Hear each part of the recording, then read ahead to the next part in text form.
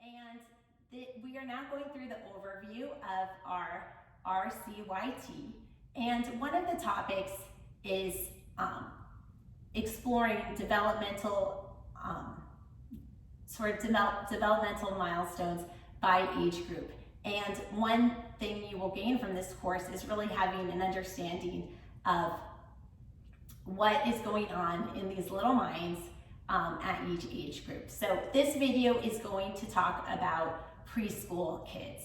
So preschool is a time of sensory intake. One of my favorite lines a teacher once told me is, right now we have an idea of what everything would taste like. Like, for example, this stuffed animal. If you put it in your mouth, this guy's foot, if you put it in your mouth, do you have sort of an opinion of what that might feel like or taste like? Like, you know, like the cotton or something? Or if you take this piece of wood and you put that in your mouth, do you have some kind of idea of how that would feel or taste and how the two would be different? Well, this teacher told me, she said, how do we know that? Because probably when we were 2, we sucked on a teddy bear's leg and we licked a tree. And when I realized that, I got a little bit less nervous as a parent, seeing my child put everything in their mouth. That's really part of their learning. So of course we need to be safe, and of course we, choking is a major risk, and I would say that's actually probably the #1 risk: falling, hitting heads, choking. But for the parents taking this course, who are just managing one child at home and not necessarily in the classroom setting, I think as parents, maybe we can be a little bit more relaxed. That said, I'm not authorized to give any medical advice, and what you do at home is your decision. Please don't rely on anything, in terms of, she told me to do this. But anyway, but that gives perspective. So basically, preschool years is sensory intake years. And I think that in a classroom setting, we can really apply that through different textures. And, stuffed animals is one example that I like to use. And, we'll talk about it more in future videos, but I'll just pull it out. But we have this ball and the sound it makes, and, the texture, and is it smooth? And so even though this is a yoga teacher training course, yoga is defined pretty broadly. It's been around for thousands of years, and props or equipment can be great for the younger preschool years. Also, it's not necessary. As I said in earlier videos, one of the things we try to teach is that everything you need to know is already inside of you. And we're just trying to put a mirror up to each one of our teacher trainees and reflect the awesomeness of that they are, and sort of allow them to tap into their own creativity and make their own decisions. And in line with that, and also because we teach incarcerated women who don't have access to any props,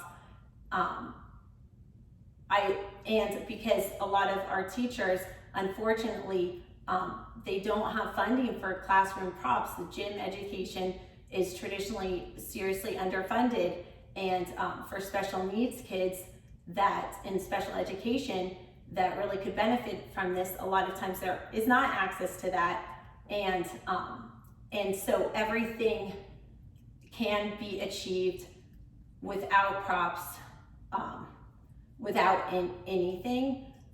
It's just that props really can help, or sensory toys can really help and make the journey easier for your students. But I don't want anyone to feel handicapped that they can't implement some of these strategies if their school doesn't have funding. I do also want to say that ShareLove.Fund is proud to have provided adaptive learning equipment to special ed schools when we can, and these are requests we also like to forward to our donors and board of directors, and we are really here to support you. So if you do need something for your school, please feel free to email me at donate@ShareLove.Fund, and we're happy to help if we can. Sometimes we're limited in our own budget, or all the time. But anyway, so these are the tools. But so basically, preschool is all about exploring, observing the world. It tends to be an egocentric age where the children are just thinking, me need this, me need that, and we as they get older, we start to notice a little bit of how they interact with others, a little bit of awareness of how they interact with others, maybe a little bit of self-awareness starts to happen, but it's a really interesting age. A lot is happening, and another interesting point about this age is the concept of sharing.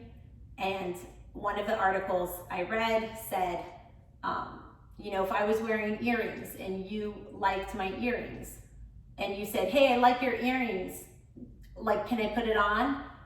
As an adult, we wouldn't say, oh yeah, of course I'm going to share my earrings. We would say, no, that's mine. And, you know, so basically one of the things as parents and educators we can be more cognizant in this age group, the 2 to 5 age group for preschool, is maybe taking a deeper dive into this concept of sharing. Maybe some things are group things, and maybe some things are individual things. Like a child shouldn't have to take off his shirt if somebody wants to share it. Maybe some things are turn-taking things. So maybe sharing doesn't mean jump on my Lego tower right now. Maybe sharing, if a child is building a Lego tower, maybe sharing means I'm using the Legos now, and then I will disassemble it and then share the Lego set by giving it to you so that the other child can start an individual work. There's no right answers, and we're not trying to cram down any right answer, but what we do want to do is teach